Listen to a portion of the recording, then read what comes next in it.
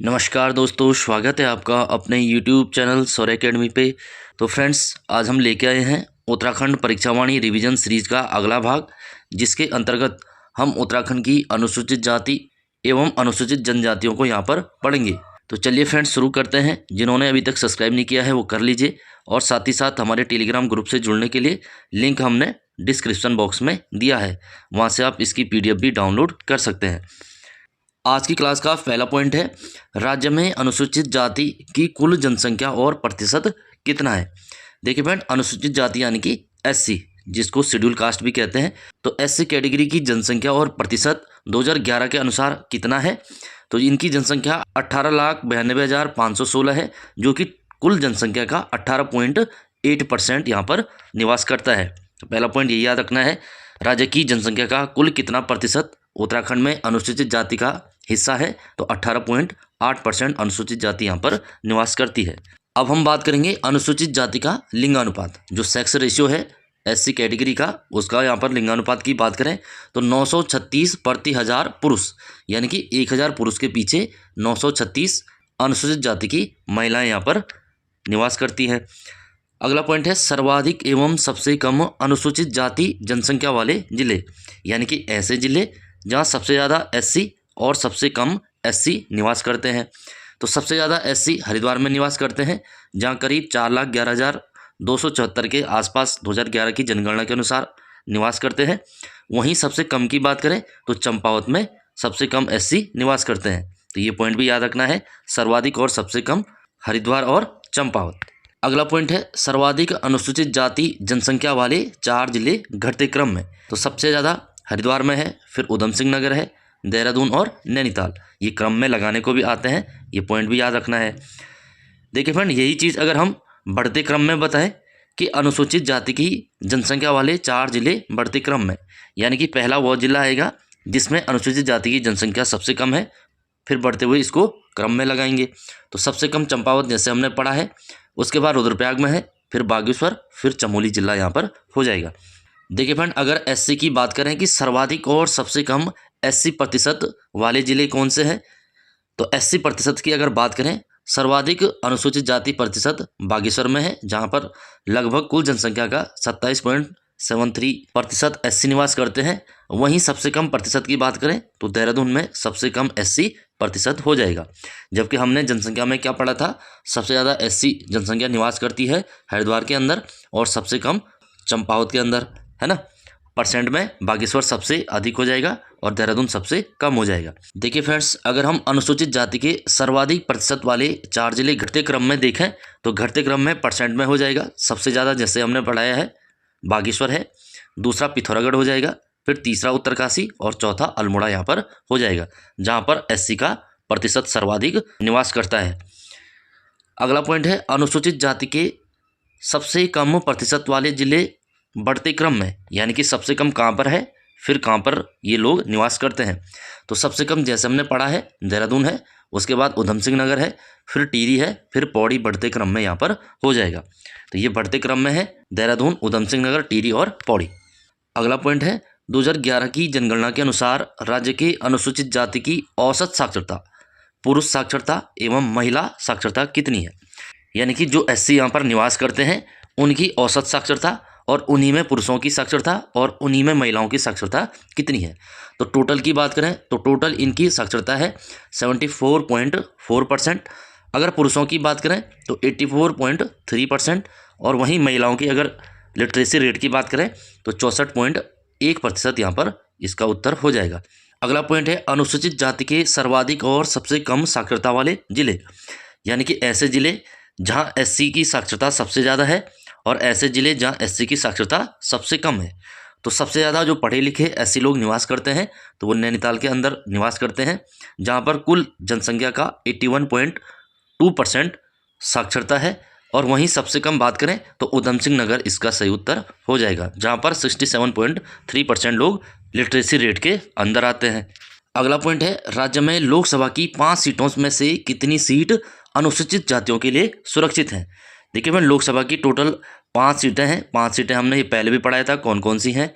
एक तो गढ़वाल सीट है, गढ़वाल यानी कि पौड़ी गढ़वाल, एक टिहरी की सीट है, तीसरी हरिद्वार है, चौथी हो जाएगी अल्मोड़ा और पाँचवीं हो जाएगी नैनीताल। इन 5 में से एक एससी के लिए क्या है, रिजर्व है। वो कौन सी सीट हो जाएगी, तो अल्मोड़ा सीट, यानी कि अल्मोड़ा से सिर्फ एससी का कैंडिडेट ही यहाँ पर लोकसभा में जा सकता है। अगला पॉइंट है, राज्य विधानसभा की 70 सीटों में से अनुसूचित जातियों हेतु कितनी सीट सुरक्षित है। राज्य में विधानसभा की टोटल 70 सीटें हैं, जिसमें से 15 सीटें रिजर्व हैं और इन 15 में से 2 सीटें तो एसटी के लिए है, यानी कि अनुसूचित जनजाति के लिए, जबकि बची हुई 13 सीटें किसके लिए हैं, एससी के लिए हैं, जो शेड्यूल कास्ट है, अनुसूचित जाति है, तो उनके लिए कितनी है, तो टोटल 13 सीटें यहाँ पर हो जाएगा। अगला प्रश्न है, राज्य सेवा में अनुसूचित जातियों हेतु आरक्षण कितना है। अगर हम अनुसूचित जाति के आरक्षण की बात करें तो ये जनसंख्या के आधार पर आरक्षण दिया जाता है। जैसे हमने पढ़ा है इनकी जनसंख्या कितनी परसेंट है, तो 18.8 के समथिंग है, यानी कि 19% के आसपास इनकी जनसंख्या है। तो टोटल जो आरक्षण दिया जाता है तो 19% यहाँ पर एससी कैटेगरी को आरक्षण दिया जाता है। तो ये पॉइंट भी याद रखना है, जनसंख्या के आधार पर ये दिया जाता है। अगला पॉइंट है, राज्य सरकार के 20 लाख तक के ठेकों में एससी एसटी हेतु आरक्षण कितना है। राज्य सरकार अगर 20 लाख तक के कोई भी ठेके यहाँ पर देती है तो उसमें से 10% एससी एसटी कैटेगरी को यहाँ पर दिए जाएंगे। तो 10% आपको याद रखना है। अब हम पढ़ेंगे अनुसूचित जनजातियाँ। देखिए फ्रेंड, अब तक हमने पढ़ा है एससी कैटेगरी यानी कि शेड्यूल कास्ट। अब हम पढ़ेंगे अनुसूचित जनजातियाँ यानी कि शेड्यूल ट्राइब, जो एसटी कैटेगरी यहाँ पर निवास करती है, उनके बारे में पढ़ते हुए चलेंगे। सबसे पहला पॉइंट तो यही है, राज्य में कितनी जातियों को यहाँ पर जनजाति का दर्जा दिया गया है, यानी कि एसटी का दर्जा दिया गया है। तो ऐसी 5 जनजातियाँ हैं जिन्हें एसटी का दर्जा दिया गया है। तो वो कौन कौन सी हैं, उसमें एक जौनसारी है, थारू है, भोटिया है, बोक्सा और राजी यहाँ पर जनजातियाँ निवास करती हैं। अगर इन 5 की बात करें कि कब इनको एसटी का दर्जा दिया गया या जनजाति का दर्जा दिया गया, तो 1967 यानी कि 1967 में इनको एसटी का यहाँ पर दर्जा दिया गया। तो पहला पॉइंट तो ये याद रखना है। अगला पॉइंट है, 2011 की जनगणना के अनुसार राज्य में जनसंख्या के घटते क्रम में अनुसूचित जनजातियाँ, यानी कि यहाँ पर सबसे ज़्यादा जनसंख्या किस जनजाति की है और सबसे कम किसकी है, तो क्रम में लगाने को भी आता है ये। तो राज्य की सबसे बड़ी जो जनजाति है वो थारू जनजाति है, दूसरी जौनसारी है, फिर बोक्सा है, फिर भोटिया है, फिर लास्ट में राजी हमारा सही उत्तर हो जाएगा। राज्य की जनसंख्या सबसे कम है, थारू की सबसे ज़्यादा है। यदि बात करें कि कुमाऊं की सबसे बड़ी जनजाति कौन सी है, तो वही जो उत्तराखंड की है, क्योंकि थारू लोग सर्वाधिक उधम सिंह नगर में निवास करते हैं, तो इन्हीं की हो जाएगी। अगर गढ़वाल की बात करें, गढ़वाल की सबसे बड़ी जनजाति यानी कि सर्वाधिक जनसंख्या किसकी है, तो सबसे बड़ी जनजाति जौनसारी हो जाएगा, क्योंकि गढ़वाल के अंदर जौनसारी लोग देहरादून में सर्वाधिक निवास करते हैं। तो सर्वाधिक जो जनसंख्या है वो जौनसारी जनजाति की है, जबकि क्रम में ये दूसरी है और गढ़वाल की पहली है, फिर बोक्सा है, भोटिया है और राजी है। अगला पॉइंट है, राज्य में अनुसूचित जनजातियों की जनसंख्या एवं प्रतिशत। अगर हम बात करें 2011 के अकॉर्डिंग इनकी जो जनसंख्या है कुल जनसंख्या का 2.9% है, जो कि लगभग 2,91,903 यहाँ पर हो जाएगा। तो ये पॉइंट याद रखना है, राज्य की जनसंख्या का कुल कितना प्रतिशत यहाँ पर अनुसूचित जनजाति है, तो 2.9%। अगर हम अनुसूचित जनजाति यानी कि एसटी कैटेगरी के लिंगानुपात की बात करें, इनका जो सेक्स रेशियो है कितना है, तो 2011 के अकॉर्डिंग 963 प्रति 1000 पुरुष, यानी कि 1000 पुरुष पर 963 महिलाएं यहाँ पर निवास करती है। यही जो 963 है, हमने पिछली क्लास में पढ़ा था कि उत्तराखंड का जो लिंगानुपात है, उत्तराखंड का भी कितना है, तो 963 प्रति 1000 पुरुष, यानी कि उत्तराखंड में भी 1000 पुरुषों के पीछे 963 महिलाएं यहाँ पर हो जाएगा। और यही चीज़ अनुसूचित जनजाति में भी। अगला पॉइंट है, सर्वाधिक और सबसे कम अनुसूचित जनजाति जनसंख्या वाले जिले कौन से हैं, यानी कि जो एसटी कैटेगरी वाले जिले हैं, सर्वाधिक जनसंख्या कहाँ निवास करती है और सबसे कम कहाँ निवास करती है। तो सर्वाधिक जो जनसंख्या है, जैसे हमने बताया थारू की है, तो थारू उधम सिंह नगर में निवास करते हैं, तो सर्वाधिक हो जाएगा उधम सिंह नगर। और सबसे कम जो एसटी कैटेगरी के लोग निवास करते हैं, तो रुद्रप्रयाग में निवास करते हैं, जहां लगभग 2011 की जनगणना के अकॉर्डिंग 386 लोग ही निवास करते थे। अब हम बात करेंगे सर्वाधिक अनुसूचित जनजाति जनसंख्या वाले 4 जिले घटते क्रम में, यानी कि पहला जिला वो आएगा जहाँ सबसे ज़्यादा है, फिर घटते हुए हम इसको क्रम में लगाएंगे। तो सबसे ज़्यादा जैसे हमने पढ़ा है उधम सिंह नगर है, फिर देहरादून में निवास करते हैं, जौनसारी लोग निवास करते हैं, दूसरा देहरादून हो जाएगा, तीसरा पिथौरागढ़ हो जाएगा और चौथा यहाँ पर चमोली हो जाएगा। तो ये क्रम में भी याद रखना है। अगला पॉइंट है सबसे कम अनुसूचित जनजाति जनसंख्या वाले 4 जिले बढ़ते क्रम में। रुद्रप्रयाग में 2011 के अकॉर्डिंग 386 ही लोग निवास करते थे।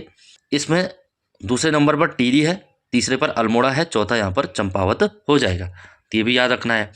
देखिए फ्रेंड, यही जनसंख्या अगर हम प्रतिशत में देखें कि प्रतिशत में सर्वाधिक एसटी कैटेगरी के लोग कहाँ पर निवास करते हैं, तो प्रतिशत की बात करें तो परसेंट में सबसे ज़्यादा उधम सिंह नगर में है, क्योंकि जनसंख्या भी सबसे ज़्यादा यहीं पर है। और सबसे कम देखें तो सबसे कम प्रतिशत में टिहरी में निवास करते हैं, जहाँ पर 0.14% लोग निवास करते हैं। जबकि जनसंख्या में सबसे कम कहाँ पर है, रुद्रप्रयाग में ये लोग निवास करते हैं। तो ये पॉइंट भी याद रखना है। अगला पॉइंट है अनुसूचित जनजाति यानी कि एसटी कैटेगरी के सर्वाधिक जनसंख्या प्रतिशत वाले 4 जिले घटते क्रम में। अब घटते क्रम में लगाना है, पहले वो आएगा जहाँ सबसे ज़्यादा परसेंट में निवास करते हैं, फिर उसको घटते क्रम में लगाएंगे। तो पहला है उधम सिंह नगर, दूसरा देहरादून है, तीसरा पिथौरागढ़ है और चौथा चमोली यहाँ पर हो जाएगा। अगर हम बात करें अनुसूचित जनजाति के सबसे कम जनसंख्या प्रतिशत वाले 4 जिले बढ़ते क्रम में, और यही चीज़ बढ़ते क्रम में लगाएं तो सबसे कम प्रतिशत में टिहरी में निवास करते हैं, फिर अल्मोड़ा में निवास करते हैं, फिर पौड़ी और हरिद्वार में यहाँ पर निवास करते हैं। तो ये पॉइंट भी याद रखना है। अगला पॉइंट है 2011 की जनगणना के अनुसार राज्य के अनुसूचित जनजाति की औसत साक्षरता, पुरुष साक्षरता एवं महिला साक्षरता कितनी है। अगर हम बात करें एसटी कैटेगरी में टोटल जो कुल साक्षरता है वो 73.9% है। अगर पुरुषों की बात करें तो 83.8% पुरुषों की साक्षरता है। वहीं महिलाओं की अगर बात करें तो 62.5% यहाँ पर इनकी साक्षरता हो जाएगी। ये पॉइंट भी याद रखना है। कुल कितनी है, 73.9% है। अगला पॉइंट है अनुसूचित जनजाति के सर्वाधिक और सबसे कम साक्षरता वाले जिले। अगर हम बात करें सबसे अधिक जो एसटी कैटेगरी की साक्षरता है, सबसे पढ़े लिखे लोग एसटी कैटेगरी के, तो वो रुद्रप्रयाग में निवास करते हैं, जहां पर कुल जनसंख्या का 86.3% लोग पढ़े लिखे हैं। ये पॉइंट भी याद रखना है। और सबसे कम अगर एसटी साक्षरता की बात करें तो हरिद्वार में है, जहां पर 62.1% यहाँ की लिटरेसी रेट है। अगर हम बात करें कि अनुसूचित जनजाति के लिए 70 विधानसभा सीटों में से कितनी सीटें आरक्षित हैं, जैसे हमने बताया है टोटल 15 हैं। 15 में से 13 तो एससी के लिए पड़ा है और 2 एसटी कैटेगरी के लिए है। तो वो 2 सीटें कौन सी हैं, एक तो चक्राता है, दूसरी नानकमत्ता यहाँ पर हो जाएगा। ये पॉइंट इंपॉर्टेंट है, ये याद रखना है। देखिए फ्रेंड, अगर हम राज्य सेवा में यानी कि सरकारी नौकरी में अनुसूचित जनजातियों हेतु तो आरक्षण देखें तो कितना प्रतिशत आरक्षण है, तो 4% यहाँ पर आरक्षण दिया गया है। तो ये पॉइंट याद होने चाहिए। देखिए फ्रेंड, अब हम यहाँ पर जनजातियों को पढ़ते हुए चलेंगे। आज हम इसमें पहली जनजाति जौनसारी जनजाति को पढ़ेंगे। जौनसारी जनजाति से जो भी संबंधित तथ्य हैं इनको पढ़ते हुए चलेंगे, क्योंकि एग्जाम में जनजातियों से हमेशा क्वेश्चन बनते हैं, कभी भी इनसे क्वेश्चन नहीं छूटता है। तो पहली जो जनजाति है इसको पढ़ते हुए यहाँ पर चलेंगे, जो यहाँ की जौनसारी जनजाति है। इसमें पहला पॉइंट है राज्य में द्वितीय सर्वाधिक जनसंख्या वाला जनजातीय समुदाय कौन सा है। तो जैसे हमने पढ़ा है गढ़वाल मंडल की सबसे ज़्यादा जनसंख्या जौनसारी जनजाति की है और क्रम में ये दूसरा है। तो कौन सी है, जौनसारी जनजाति है। पहले हमने पढ़ा था थारू है ना, कुमाऊं की सबसे ज़्यादा और उत्तराखंड की भी सबसे ज़्यादा जनजातीय समूह है थारू, उसके बाद जौनसारी। अगला पॉइंट है जौनसारी जनजाति की सर्वाधिक आबादी पाई जाती है। तो जौनसारी जनजाति की सर्वाधिक आबादी देहरादून में पाई जाती है, देहरादून के जौनसार बाबर क्षेत्र में। अगर हम बात करें कि जौनसार बाबर क्षेत्र कौन सा क्षेत्र है, तो देहरादून का जो उत्तर पश्चिमी क्षेत्र है, जिसमें चक्राता आता है, कालसी आता है, त्यूनी जो तहसील है, ये क्षेत्र सारे किस में आते हैं, जौनसार बाबर क्षेत्र में यहाँ पर आते हैं। ठीक है फ्रेंड, यहाँ पर जौनसारी लोगों को 3 कैटेगरियों में बांटा गया है, जिसमें मंगोल है, डोम प्रजाति का मिश्रण है। ये टोटल 3 वर्गों में यहाँ पर बटे हुए हैं। अगर इनके परिवार की बात करें तो किस टाइप का इनका परिवार है, तो संयुक्त परिवार पितृसत्तात्मक, यानी कि ये लोग ज्वाइंट फैमिली में रहते हैं। और परिवार कैसा है, पितृसत्तात्मक, यानी कि पिता घर के मुखिया होते हैं। जैसे सब में होते हैं तो वैसे ही इनमें भी पिता घर के मुखिया होते हैं। अगला पॉइंट है पहले जौनसारियों में प्रचलित था, तो बहुपति विवाह यहाँ पर जौनसारी जनजाति में पहले प्रचलित था, है ना। एक ही स्त्री कई पुरुषों से शादी कर सकती है। तो ये प्रथा किसमें प्रचलित थी, तो ये भी जौनसारी जनजाति में। अगला पॉइंट है पहले जौनसारी लोगों में ग्राम पंचायत की जगह एक समिति होती थी। तो उस समिति का नाम क्या है, तो वो समिति होती थी खुमरी समिति। देखिए फ्रेंड, अगर इस खुमरी समिति के मुखिया की बात करें तो इसका मुखिया कहलाता था ग्राम सयाणा। तो ये पॉइंट भी याद रखना है, खुमरी समिति का मुखिया कौन होता था, ग्राम सयाणा। और जौनसार क्षेत्र को कई खत्तों में यहाँ पर बांटा गया है, खत्तों को फिर गाँव में बांटा गया है। तो जो ये खत्त है इनका जो मुखिया कहलाता था तो वो खत सयाना यहाँ पर कहलाता था। अगर जौनसारी लोगों के धर्म की बात करें तो ये हिंदू धर्म को मानने वाले लोग हैं, है ना, हिंदू धर्म को मानते हैं और अपने आप को पांडवों का वंशज भी ये लोग मानते हैं। तो ये पॉइंट याद रखना है, कौन सी जनजाति अपने आप को पांडवों का वंशज मानती है, तो जौनसारी जनजाति। देखिए फ्रेंड, अगर इनके देव स्थल के बारे में बात करें, यानी कि कहाँ कहाँ पर इनका प्रमुख देवों के स्थान है, तो एक तो हनोल इनका फेमस मंदिर है, धैना है, इसी के साथ बिसोई, लखवाड़, टगरी, लाखामंडल, महेंद्रथ, सहरान व गबेला, ये सारे क्या है इनके देव स्थल हैं, यानी कि पूजा के स्थान है, जहाँ पर जाके ये अपने देवताओं को पूजते हैं। अगर इनके देवताओं की बात करें तो जौनसारियों के कौन कौन प्रमुख देवता हैं, सबसे पहले तो महासु देवता है ना, महासु देवता जिनको 4 भागों में यहाँ पर बांटा गया है, यानी कि महासु जो देवता है ये 4 भाई थे, एक तो बासक हैं, पिवासक हैं, भूतिया या बौठा देवता है, और अंतिम जो सबसे छोटा है चलता या चालदा है, और देवलाड़ी इनकी माता है, माता। पांडव, पवासी व भद्राज आदि इनके क्या है, प्रमुख देवता है। तो ये पॉइंट भी याद रखना है। महासु देवता कितने भाई थे, तो 4 भाई थे, और देवलाड़ी कौन है, तो महासु देवता या इन चारों की माता जी थी। अगर हम बात करें जौनसारियों का जो सबसे मुख्य देवता है इनमें से कौन सा है, महासु, जिसको भगवान शिव के रूप में यहाँ पर पूजा जाता है। अगर इस महासु देवता मंदिर की बात करें तो ये कहाँ पर है, तो हनोल में है, बुलाड़ में है, बिसोई में है और लखवाड़ में। तो 4 जगह इनके मंदिर हैं जिनको महासु देवता के रूप में पूजा जाता है। देखिए फ्रेंड, अगला पॉइंट है जौनसारी जनजातियों का मुख्य देवालय, जहाँ पर महासु अपने चारों वीर भाइयों व माता देवलाड़ी के साथ विराजते हैं। तो वो हनोल मंदिर जो कि तमसा या टोंस नदी के तट पर स्थित है। तो ये पॉइंट भी याद रखना है। तो इनका मुख्य देवता कौन सा है, तो महासु देवता है, जिसका मंदिर हनोल में है। अगला पॉइंट है जौनसारी दसरा को पांडव कहते हैं, जबकि विजयदशमी को अपनी भाषा में क्या कहते हैं, तो पायता यहाँ पर हो जाएगा। देखिए फ्रेंड, ये जो शब्दावली है ये एग्जाम में आती रहती है, तो ये शब्दावली याद रखनी है किस भाषा में क्या कहते हैं। जैसे दसरा को जौनसारी भाषा में पांडव कहते हैं, वैसे ही विजयदशमी को जौनसारी भाषा में पायता यहाँ पर कहते हैं। देखिए फ्रेंड, अगर इनके त्योहारों की बात करें, जौनसारियों के प्रमुख त्यौहार कौन से हैं, तो बिसु यानी कि बैसाखी है, पंचाई यानी कि दसरा है, दियाई ये दीपावली को कहते हैं, है ना, माघ है, नुणाई है, जागड़ा है, गोगा है जिसको फूलदेई के नाम से जानते हैं, किमवाड़ा है, ये सारे क्या है, जौनसारी जनजाति के त्यौहार है। देखिए फ्रेंड, जौनसारी जनजाति में मुख्य दीपावली के 1 महीने बाद एक दीपावली मनाई जाती है जिसको कहते हैं बग्वाल उत्सव। तो प्रश्न आएगा, दीपावली के 1 महीने बाद मनाया जाने वाला जौनसारी जनजाति में कौन सा उत्सव है, तो बग्वाल उत्सव। अगला पॉइंट है भादो महीने में जौनसारी जो जागड़ा नामक त्यौहार मनाते हैं, जो किसको समर्पित है, तो महासु देवता को जागड़ा त्यौहार समर्पित है ना, और इसी त्यौहार में महासु देवता को टोंस नदी में नहलाया जाता है। ये पॉइंट भी याद रखना है। जौनसारी माघ त्यौहार मनाते हैं, तो पूरे माघ भर यानी कि 1 महीने का ये यहाँ पर त्यौहार चलता है, माघ के महीने चलता है। जौनसारी अप्रैल में 4 दिन तक बैसाखी त्यौहार मनाते हैं, जिन्हें स्थानीय भाषा में क्या कहते हैं, तो जो 4 दिन तक मनाया जाने वाला बैसाखी त्यौहार है इसको यहाँ पर बिशु कहते हैं। बिशु का अर्थ है बैसाखी। तो बिशु त्यौहार किस जनजाति में फेमस है, तो जौनसारी जनजाति में फेमस है। देखिए फ्रेंड, यहाँ पर एक त्यौहार और है नुणाई त्यौहार। तो नुणाई त्यौहार की बात करें तो ये भेड़ पालकों के लिए जौनसारी जनजाति में फेमस है, जो कि सावन माह में यहाँ पर मनाया जाता है। तो ये पॉइंट भी याद रखना है, सावन माह में मनाया जाने वाला जो नुणाई त्यौहार है किसको समर्पित है, तो भेड़ पालकों को जौनसारी जनजाति में समर्पित है। अगला पॉइंट है जौनसारी भाषा में मेले को किस नाम से जाना जाता है, तो मेले को मौण या मौण नाम से जाना जाता है। जैसे एक मेला लगता है मौण मेला, टिहरी के जौनपुर में लगता है अगलाड़ नदी पर, और मछलियाँ इसमें पकड़ी जाती है ना। उत्तराखंड की जो जिला सीरीज है उसमें हमने ये सारे बताए थे, जिन्होंने वो सीरीज नहीं देखी है प्लेलिस्ट में जाकर देख सकते हैं। देखिए फ्रेंड, अगर हम बात करें जौनसारी जनजाति के नृत्य गीत, तो क्या क्या इनमें नृत्य गीत हैं उनको पढ़ते हुए यहाँ पर चलेंगे। पहला इसमें हारुल है, जिसको परात नृत्य के नाम से भी यहाँ पर जाना जाता है। दूसरा है समसू, झेला, छूड़ा, धी, खुणचा, जंगबाजी जो नृत्य होता है वो जौनसारी जनजाति में होता है। इसी के साथ सराई हो गया, हंदिया हो गया, सामूहिक जो मंडवाण होता है, तांदी होता है, मरोज त्यौहार होता है, सैंता, ठुमकिया, बराड़ी, गंडिया, रास रासो, इसी के साथ झेला, पांडव लीला, पौणाई, रेणारात, अंडे कांडे। तो ये सारे नृत्य किस में प्रचलित हैं, तो जौनसारी जनजाति में प्रचलित है। अगला पॉइंट है जौनसार क्षेत्र के जो प्रमुख पर्यटक स्थल हैं इनके बारे में पढ़ेंगे।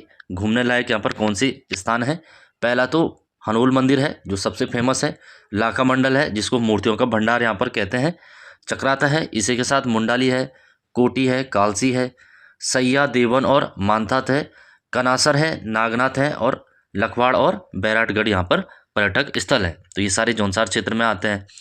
देखिए फ्रेंड, जौनसारियों के जो खसास वर्ग होते हैं इसमें कौन से जौनसारी आते हैं, तो इसमें ब्राह्मण और राजपूत आते हैं। अगर हम बात करें कि जौनसारियों का जो हरिजन खसास वर्ग है, तो हरिजन वर्ग में कौन से आते हैं, डोम हो गया, कोल्टा हो गया, कोली और मोची। तो ये जातियाँ किस में आती हैं, हरिजन खसास वर्ग में आती हैं। अगला पॉइंट है फादर ऑफ जौनसार किसे कहते हैं या ये सम्मान किसे दिया गया है, तो भाव सिंह चौहान को फादर ऑफ जौनसार के नाम से जानते हैं। अगर हम बात करें जौनसार क्षेत्र के प्रथम समाज सेवी कौन थे, तो केदार सिंह थे प्रथम समाज सेवी। देखिए फ्रेंड, जौनसार क्षेत्र के एक प्रमुख स्वतंत्रता सेनानी हुए हैं वीर केसरी चंद। वीर केसरी चंद जो कि आज़ाद हिंद फौज में शामिल हुए थे, है ना। आज़ाद हिंद फौज की ओर से इन्होंने अंग्रेजों के विरुद्ध युद्ध लड़ा है और पकड़े जाने पर इन्हें 3 मई 1945 को दिल्ली के अंदर फांसी दी जाती है। और इनका जो बलिदान दिवस है यानी कि 3 मई, तो इनकी याद में यहाँ पर मेला लगता है 3 मई को। तो वो मेला कहाँ पर लगता है, तो चौलीथात देहरादून के अंदर जो रामताल गार्डन है, रामताल गार्डन, तो वीर केसरी चंद के सम्मान में यहाँ पर हर वर्ष मेला आयोजित होता है। तो ये पॉइंट भी याद रखना है, वीर केसरी चंद मेला कहाँ पर आयोजित होता है, रामताल गार्डन चौलीथात देहरादून के अंदर। देखिए फ्रेंड, अगला पॉइंट है जो जौनसार क्षेत्र के प्रथम कवि हैं पंडित शिवराम, इनकी एक प्रसिद्ध रचना है जिसका नाम है वीर केसरी। तो ये वीर केसरी जो रचना है किसके ऊपर लिखी गई है, तो वीर केसरी चंद के ऊपर लिखी गई है। तो ये पॉइंट भी याद रखना है, वीर केसरी किसकी रचना है, तो पंडित शिवराम की है जो कि जौनसार के प्रथम कवि हैं। अगर हम बात करें कि जौनसार क्षेत्र के आधुनिक कवि, तो आधुनिक कवि कौन है, तो रतन सिंह जौनसारी हैं। ये पॉइंट भी याद रखना है। और अगला पॉइंट है जौनसारी संगीत के जनक कौन है, तो जौनसारी जनजाति का जो संगीत है उसके जनक माने जाते हैं नंदलाल भारती। तो नंदलाल भारती जिन्हें जौनसार रत्न से यहाँ पर सम्मानित भी किया गया है। तो फ्रेंड, ये थे जौनसारी जनजाति से संबंधित जो तथ्य हैं, एग्जाम में आते रहते हैं, तो इनके बारे में हमने पढ़ा है। इस सीरीज़ को हम कंटिन्यू रखेंगे। इसके बाद जो अगली जनजाति है थारू जनजाति, इसको पढ़ेंगे और जनजातियों को यहाँ पर समाप्त करेंगे। तो जिन्होंने अभी तक सब्सक्राइब नहीं किया है वो कर लीजिए। साथ ही साथ हमारे टेलीग्राम ग्रुप से जुड़ने के लिए लिंक हमने डिस्क्रिप्शन बॉक्स में दिया है। Thank you for watching. मिलते हैं अगली क्लास में।